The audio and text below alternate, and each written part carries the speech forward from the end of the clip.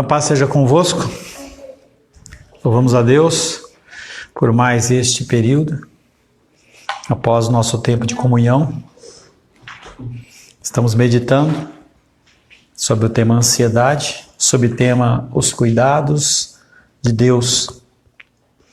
Estamos falando sobre a provisão alimentícia que o Senhor nos concede a partir do exemplo de Deus cuidando dos pássaros que não ajuntam em celeiros, não semeiam, não ceifam, mas o Senhor cuida deles. Finalizamos o primeiro período com a frase: a ansiedade é incapaz de realizar qualquer coisa produtiva. Nós achamos que se nós nos preocuparmos, nós vamos resolver alguma coisa, mas a gente não resolve nada. Então as pessoas elas ficam ansiosas por problemas que têm a serem resolvidos durante a semana ou no dia subsequente e fica a noite inteira pensando. Engraçado que quando chega de manhã o problema ele continua lá, a dificuldade ela continua lá.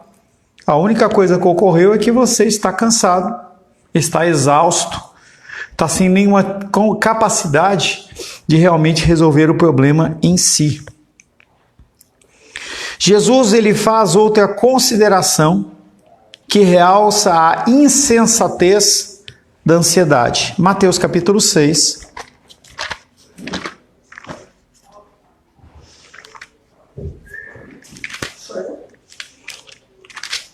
Sim.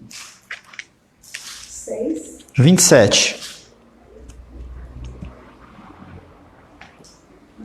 Qual de vós, por ansioso que esteja, pode acrescentar um côvado ao curso da sua vida? Com a sua ansiedade, você consegue aumentar um dia da sua vida? Você consegue reduzir um dia da sua vida? O que é que nós conseguimos fazer com a nossa preocupação ou a nossa ansiedade? Você não morre antes, mas você tem uma qualidade de vida muito pior. Jesus ele vem trazendo este pensamento. Um cientista observou que a ansiedade afeta desfavoravelmente o sistema circulatório, o coração, as glândulas e todo o sistema nervoso. Uma importante revista médica afirma que jamais ter visto alguém morrer por excesso de trabalho, mas conheceu muitos que morreram por causa da ansiedade. Já usamos esse exemplo, vou falar mais uma vez, que é a questão da Covid. Na pandemia, nós não sabíamos o que era aquela enfermidade, não se sabia o que causava ou não causava, e as pessoas, e eu nunca fiquei sem ar, mas quando as pessoas estavam com uma baixa oxigenação e faltava-lhes o ar, elas ficavam desesperadas. E muitas delas, talvez uma grande parte delas, morreu por causa da ansiedade. Será que eu vou morrer? E a pessoa não tinha nem prognóstico ruim, mas ela, psicossomaticamente, ou seja, com a força da mente, ela acabava ficando mais doente do que realmente ela estava. Você não prolongará a sua vida por causa da ansiedade. O problema é que você também não pode encurtá-la. Nem prolonga, nem encurta. Só que a qualidade da vida que você vai ter, ela vai ser muito abaixo. Em vez de você ter uma vida com saúde, você vai ter uma vida com problema de saúde. Vivemos em uma época em que as pessoas estão em pânico, querendo prolongar cada vez mais seu tempo de vida. E se você puder ter uma qualidade melhor de vida, tenha, mas não quer dizer que você vai estender o seu tempo de vida. Você pode manter a sua ansiedade até a morte, mas nunca sentirá ansiedade desfrutando uma vida mais longa.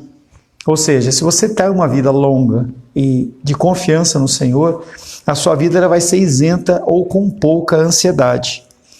As pessoas elas querem prolongar o seu tempo de vida, por isso elas têm um interesse excessivo em vitaminas, Spas, dietas, exercícios físicos.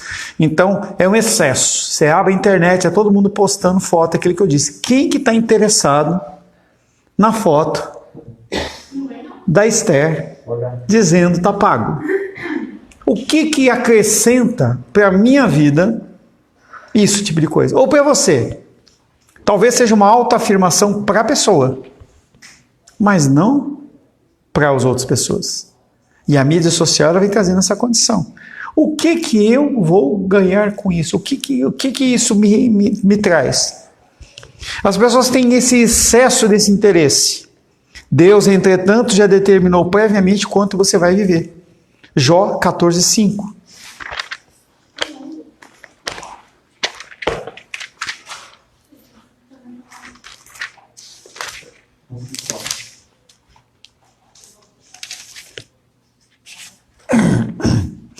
Já o quê? 14.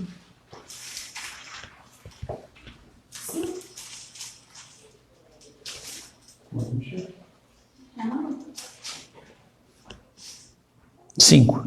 Não, não leu. É a única, ela fugiu.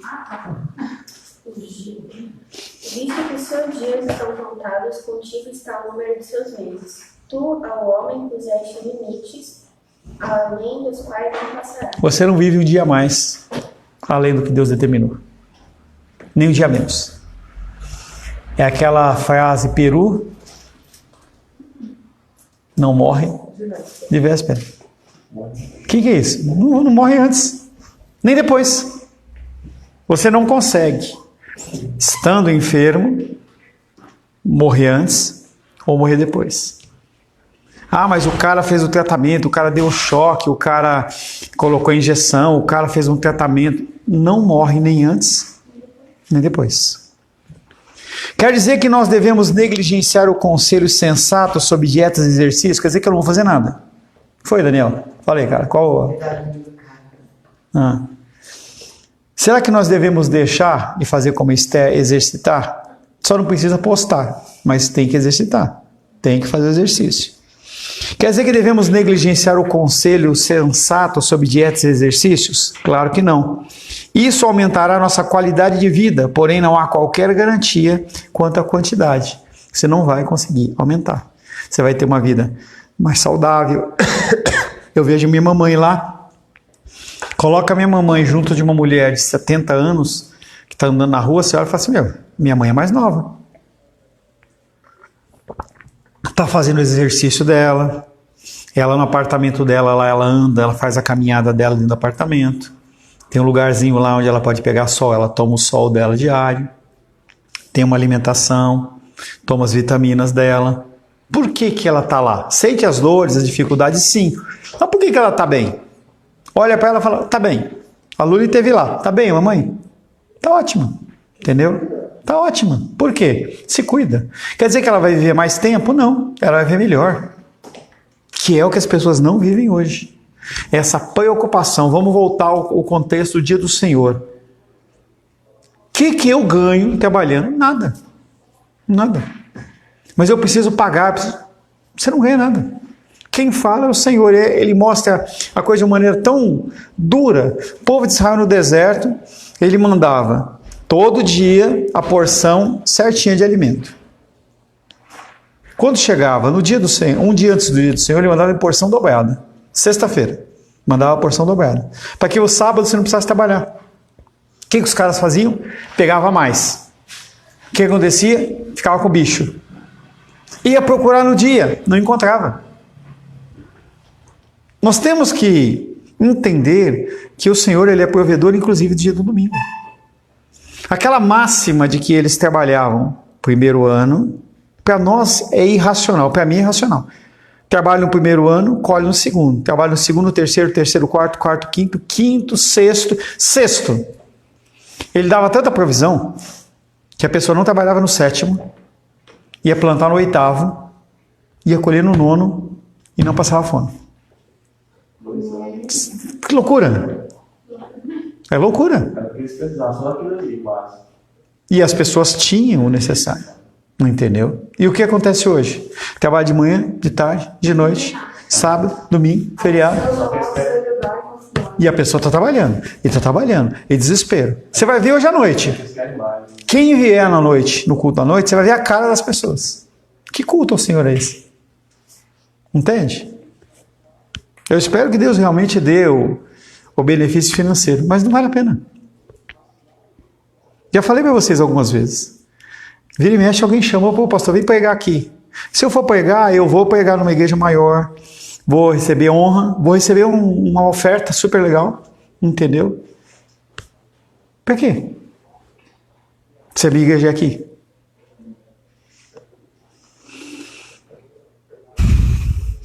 Quando faço exercício e me alimento corretamente, meu corpo e meu cérebro funcionam melhor.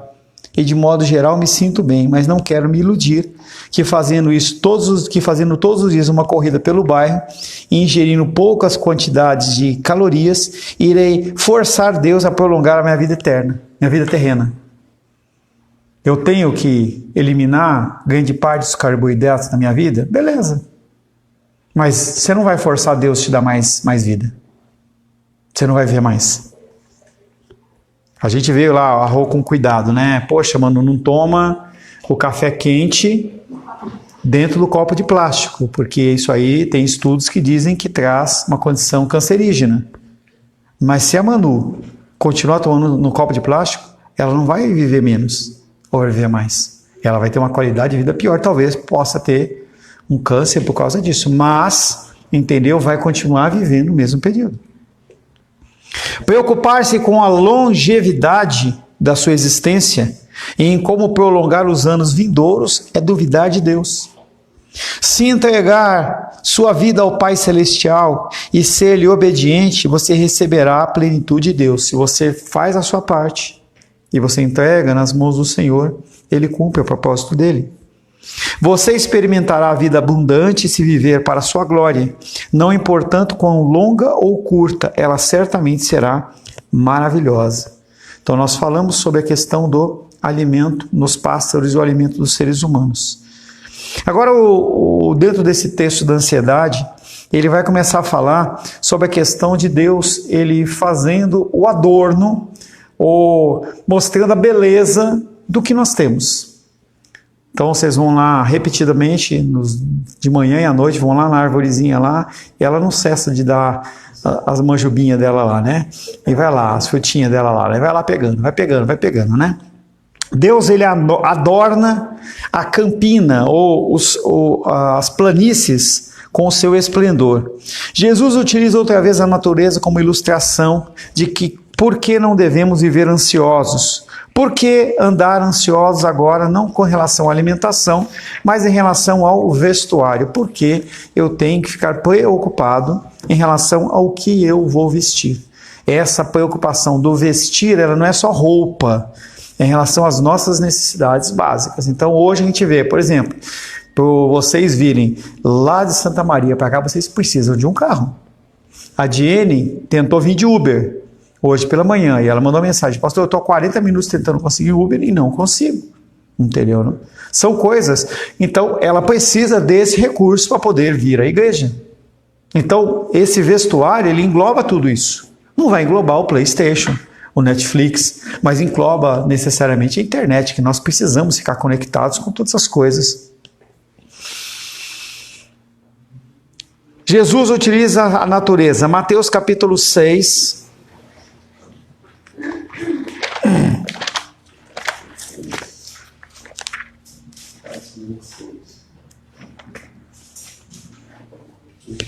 Mateus 6, de 28 a 30. E por que andais ansiosos quanto ao vestuário? Considerai como crescem os lírios do campo. Eles não trabalham nem fiam. Eu, contudo, vos afirmo que nem Salomão, em toda a sua glória, se vestiu como qualquer deles. Ora, se Deus veste assim a erva do campo que hoje existe e amanhã é lançada no fogo, quanto mais a vós outros, homens de pequena fé? 31 também? 31 e 30... 31. Não, 28 a 30. Tá? Eu não vou arrancar porque tá bonitinho, tá? Colocar no fogo. Graças a Deus. Ó, Se a gente parar agora e tirar uma foto dessa flor,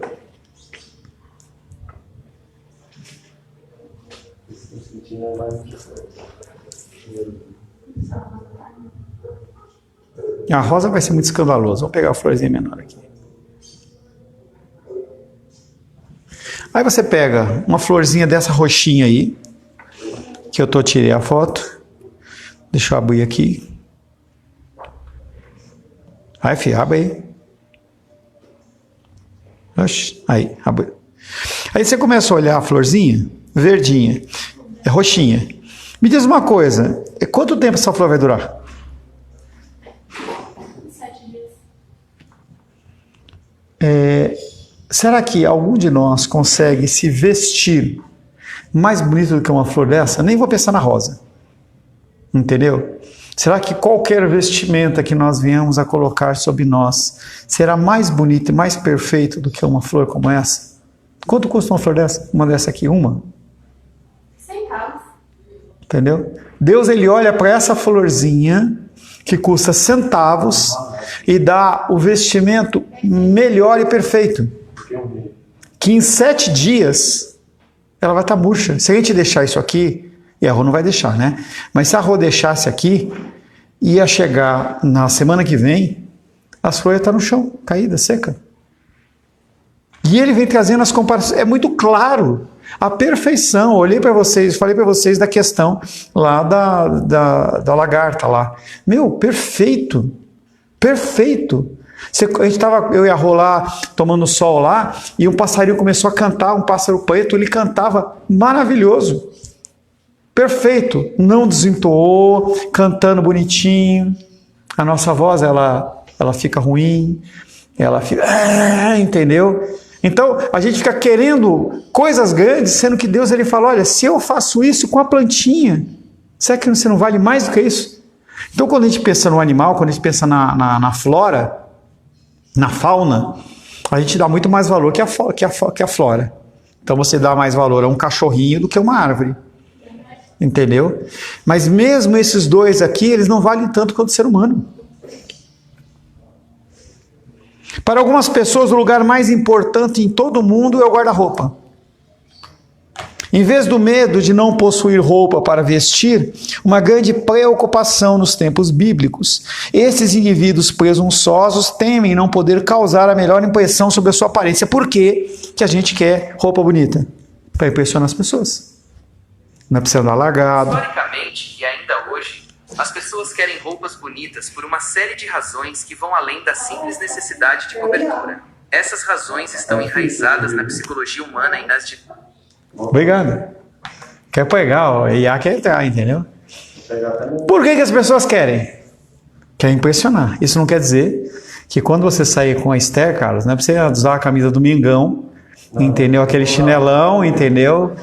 Dá uma arrumadinha, né? Não, do Botafogo, entendeu? Dá arrumadinha, né? Tem que ficar bonitão, né? O guarda-roupa, o pessoal comprou muita roupa, vai guardar, tudo, guardar a roupa. Viu? Não usar a roupa, guardar. Eu gostei dessa, hein, cara? Essa aí foi boa, hein? Quem não usa, tá só falando. Eu tô passando em casa também. Essa foi boa, hein? Todo mundo tem. A ambição de se ter roupas mais caras e muitas vezes é um pecado em nossa sociedade. Toda vez, e são poucas as vezes, mas toda vez que eu vou ao shopping, fico impressionado ao ver as prateleiras abarrotadas. Nem imagino como tais lojas fazem para manter seus estoques. Fizemos da moda o nosso Deus. Consentimos em investir grandemente para cobrir os nossos corpos com aquilo que nada tem a ver com a beleza de caráter. 1 Pedro, capítulo 3.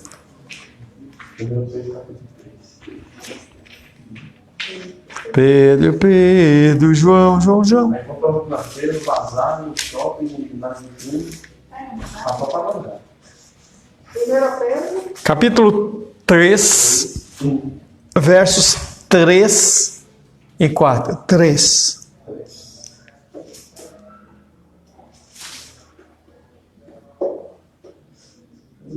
Aqui, 3, 4. Seja, porém, Não seja. Seja. Seja. Não, gente, é a partir do 3. 3 e 4, gente. Não seja o adorno da esposa, porque é exterior, como frisados de cabelos, adereços de ouro, aparatos de vestuário. Seja, porém, o homem interior do coração, unido ao incorruptível traje de um espírito manso e tranquilo, que é de grande valor diante de Deus. Deus está falando aqui que é para você andar desarrumado, que é para a mulher andar sem depilar o sovaco, entendeu? O homem andar com o cabelo desganhado, andar com a roupa rasgada. Não. O que é importante é o interior. Não é isso que ele está falando. Ele está falando que a gente não tem que se preocupar tanto com o exterior, em contrapartida com que nós não cuidamos do interior. Então as pessoas, elas estão exteriormente lindas e maravilhosas e por dentro elas estão feias. Quando Jesus Cristo ele olha para os fariseus, ele fala, raça de víboras. Não, quem fala é João Batista. Ele olha sepulcro caiado. Obrigado. Jesus olha para os fariseus que tinham umas vestes lindas e maravilhosas, todas brancas, com um monte de franjinha, não sei o que. Eles olhavam, viam de longe e ele fala, vocês são como sepulcros caiados. É o que? Um túmulo que por fora está bonito, mas por dentro está podre, do mesmo jeito. Entendeu? Então o que ele está falando aqui é que a gente tem que sim cuidar do exterior, mas muito mais importante o interior. Se você deseja falar a respeito de roupas extravagantes, Jesus diz que o melhor que este mundo tem a oferecer não se compara com os lírios do campo. Nós já lemos em Mateus 6:28. Você pode pegar a roupa mais bonita que você quiser fazer, nunca vai ser mais bonito do que uma flor como um lírio do campo. Esse é o termo genérico para todas as flores silvestres que ornavam as colinas da Galileia. Elas não trabalham nem fiam. Você não encontrará nenhuma delas tecendo um belo tecido para se vestir dizendo, eu fui escarlate por 2 dias, amanhã eu quero ser azul. Você não vê nenhuma florzinha dessa aqui, entendeu? Trabalhando para ser de uma cor num dia e no outro cor de outra. Observe as flores mais simples que estão ao seu redor. Há nelas uma beleza espontânea e tranquila. Você pode tornar a vestimenta mais gloriosa feita por um grande monarca como Salomão, colocar sob um microscópio e o seu tecido parecerá como de um pano grosseiro, como isso aqui. Como que chama isso aqui? Juta, tá? Se você pegar uma roupa mais fina, seda, como é que é o lençol de quantos fios lá? 800 fios. Você pegar o lençol de 800 fios e colocar no microscópio, vai ficar isso aqui, ó, diante de uma coisa como essa. Se você colocar uma florzinha dessa no microscópio, você vai ver a perfeição que existe nela. As flores silvestres têm uma pequena duração. Agora que eu pulei um negócio. Mas se examinar da mesma forma a pétala de uma flor, ficará maravilhado diante do que se vê. Se alguma vez você já observou bem uma flor, certamente você terá notado que não há nela uma textura, forma, desenho, substância e cor que o homem nenhum, com toda a sua habilidade, jamais chegará a imitar. Portanto, onde nós queremos chegar? Mateus 6,30.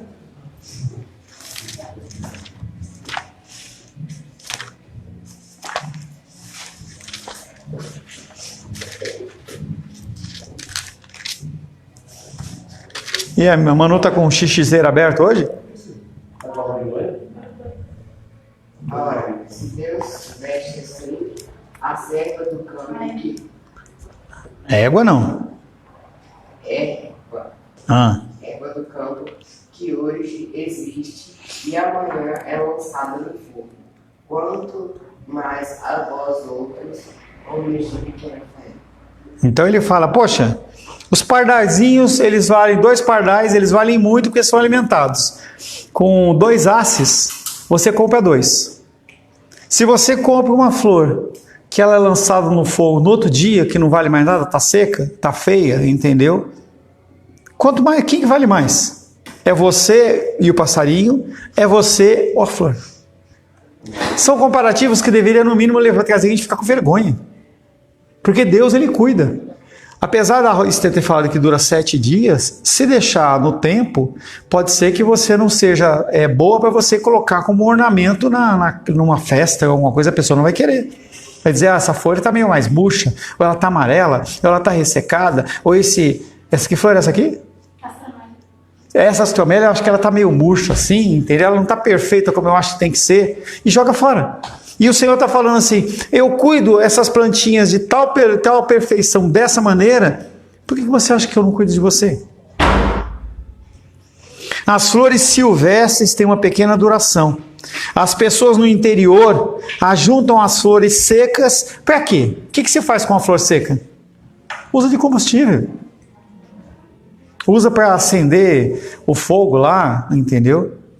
Coisa que no outro dia estava lindo, no outro dia jogado para acender fogão. Ela vira outra perfeição também, depois de desidratar ela. Como é que é? Ela fica permanente. Um Deus que cria tais belezas para alimentar temporariamente o fogo, com certeza proverá o agasalho necessário para os seus filhos eternos. Um poema anônimo expressa de modo simples essa lição. Disse a flor silvestre ao pardal, eu gostaria de saber realmente por que esses seres humanos ansiosos correm para lá e para cá e se preocupam assim. Disse o pardal para a flor silvestre, amiga, creio que deve ser porque eles não têm um pai celestial como aquele que cuida de você e cuida de mim. É o único pensamento que a gente pode ter. Como que a gente pode estar desesperado com o porvir só se a gente não acreditar que Deus está conosco? Ou que Deus não existe, ou que Deus não faz aquilo que tem que ser feito. A ansiedade ela é atípica por causa da nossa fé. Ou é uma coisa ou é outra. Da mesma maneira que nós não podemos servir a dois senhores, ou nós servimos a Deus, ou nós servimos a nossa necessidade, nosso desejo, nossa vontade de ter coisas no mundo, também ou você é ansioso, ou você é confiante em Deus. Entendendo que você tem que imaginar que, de um lado, 100% ansioso, do outro lado, 100% confiante. Nós oscilamos aqui, entendeu? Mais ou menos, dependendo da luta e dificuldade da nossa vida. O que nós temos que procurar é ficar mais do lado da confiança do que do lado da ansiedade. Dependendo da situação que nós estamos passando, pode ser que isso vá até lá, mas tem que voltar, não pode ficar. O problema é que as pessoas vão e elas ficam. Ansiedade gera uma conformidade no nosso coração. Nós estamos agora no junho amarelo, maio amarelo, sei lá. O que é o maio amarelo? Eu nem sei o que é isso. É? Não sei. As pessoas olham para isso e falam assim, é tão importante que quer dizer que isso é comum, então eu posso fazer também. É assim que as pessoas olham. Por causa disso, eu também acho que eu posso fazer isso. Essa ansiedade ela é como se fosse um câncer. Pessoas ansiosas, elas tendem a contaminar outras pessoas com a ansiedade dela. Tanto que quando a minha irmã liga para mim, e eu tento trazer tranquilidade, ela respira, obrigado, Paulinho. Entendeu? Obrigado. Que a gente traz a pessoa à sanidade. Se você é ansioso, que tipo de fé você demonstra? Mateus 6,30. De novo.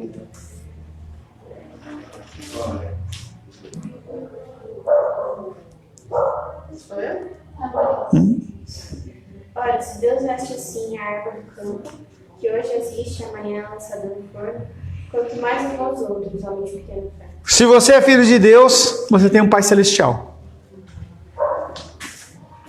Agir como se não tivesse, perguntando nervosamente, é pecado. Mateus 6, 31 e 32. Portanto, não vos inquieteis, dizendo, que comeremos, que beberemos, ou com que nos vestiremos? Porque os gentios é que perguntam todas estas coisas, pois vosso Pai Celeste sabe que necessitais de todas elas.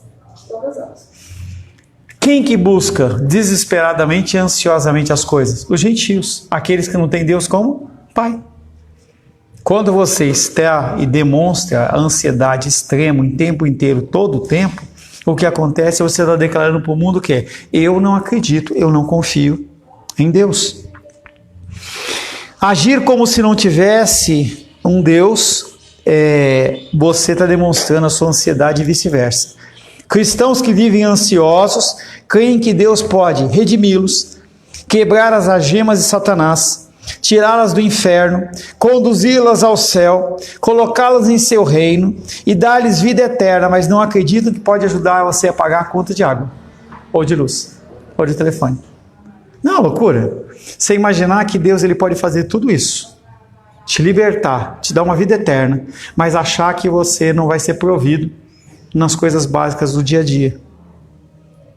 Isso é realmente um absurdo. Acreditamos em um Deus que concede uma dádiva maior e, no entanto, tropeçamos em não crer que Ele pode nos dar algo menor. Em vez do medo de não possuir roupa para vestir, uma grande preocupação nos tempos bíblicos, esses indivíduos... Opa, era aí que eu virei a folha errada. Virei a folha errada. Então nós temos que olhar para essa condição da ansiedade como sendo um limitador. Será que realmente eu confio em Deus? Será que as pessoas que estão me vendo, elas estão observando a minha vida como uma pessoa que confia nele? O ansioso não só peca, mas ele ofende a Deus. Alguém pode dizer, por que fazer tanto estardalhaço por causa da ansiedade? Trata-se apenas de algo insignificante. Será que é? Não é. Não é insignificante.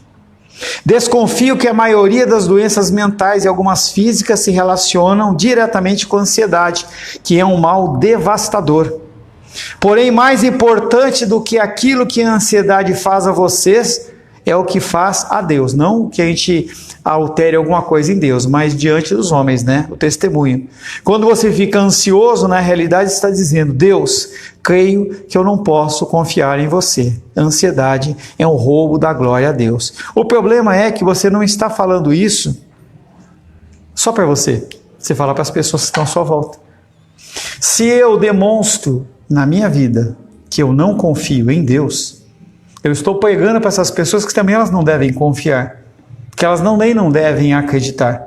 E essas pessoas vão olhar para você, e vão olhar para você não como um pregador do evangelho, mas um pregador das más novas, não das boas novas. A crença de que este mundo, ele apesar de, além de ele estar já morto no maligno, ele nos contamina, ele não nos provê, e se a gente não tomar cuidado, a gente vai morrer nele.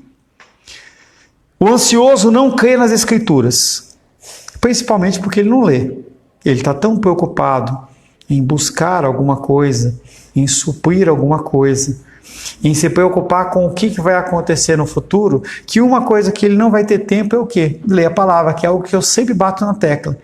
Vamos ler as Escrituras. Eu fico triste quando ouço alguns cristãos dizerem, eu creio que a Bíblia ela é infalível, e apesar disso vivem como perpétuos ansiosos. Elas estão dizendo uma coisa de um lado na boca e oposto ao outro, que é o que Deus fala. Em vez de você só falar, viva. Não seja só ouvinte, mas seja praticante. Seja uma pessoa que vive aquilo que você prega. É uma incoerência afirmar que acreditamos na Bíblia e vivemos preocupados se Deus irá cumprir o que diz nela. Amém, queridos? E aí, Daniel, tá bom? Brincadeirinha aí com o negócio aí, não?